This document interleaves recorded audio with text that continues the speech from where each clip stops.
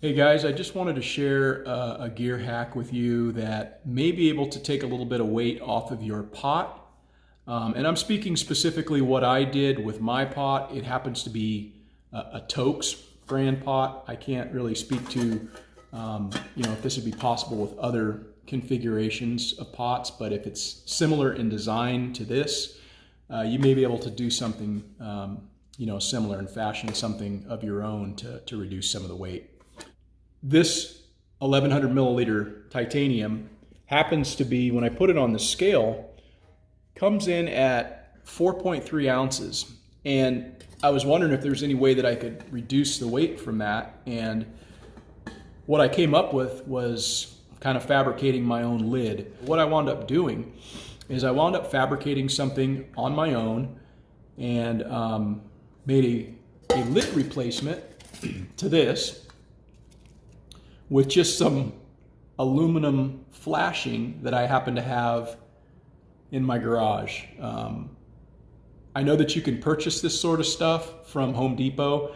Generally comes in a roll. It's bulk. It's probably going to cost you somewhere in the neighborhood of 10 to 15 bucks. Most people aren't going to want to go down and spend 10 to 15 bucks for a giant roll of this type of stock. However, there may be some other things that you could utilize around your house or what have you.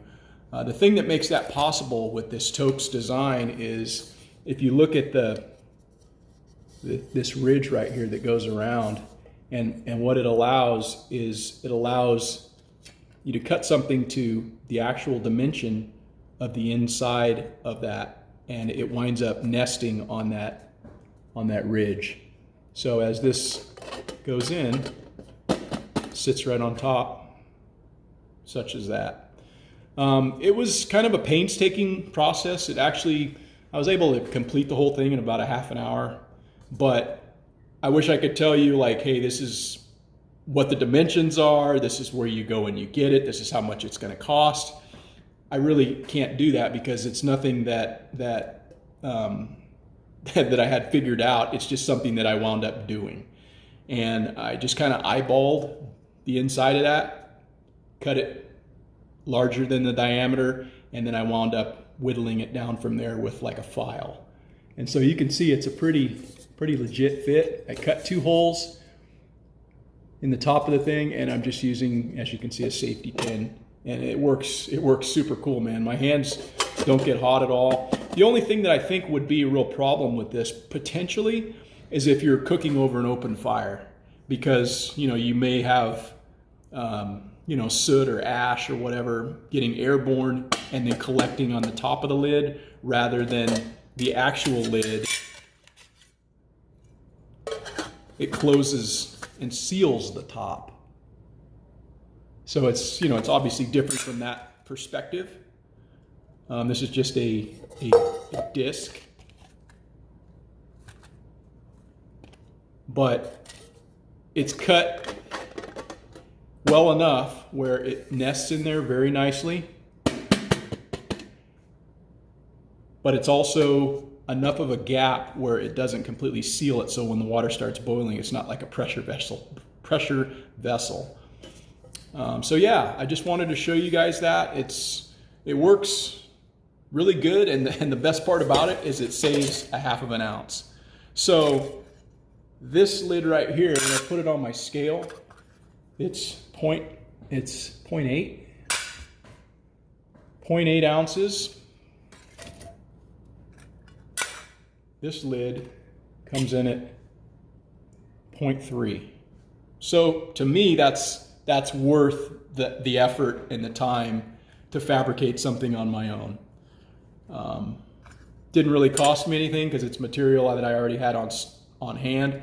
However, like I said, you may need to find something that you may have laying around. But I just wanted to give folks an idea that this is something that is possible by doing it in this way.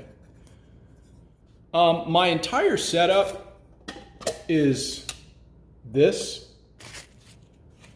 BRS 3000T with a mini Bic in here, and then I keep a little scrubby pad in there. the lid, and then my homemade pot cozy. This all together, 6.2 for an 1100 milliliter pot, stove, and cozy.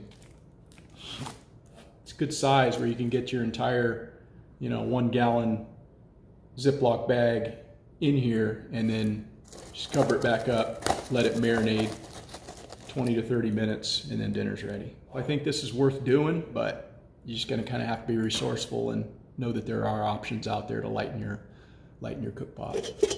Hey guys, thanks for watching the video. I hope you enjoyed it. I hope it provided you maybe some food for thought as far as something that you could fabricate on your own.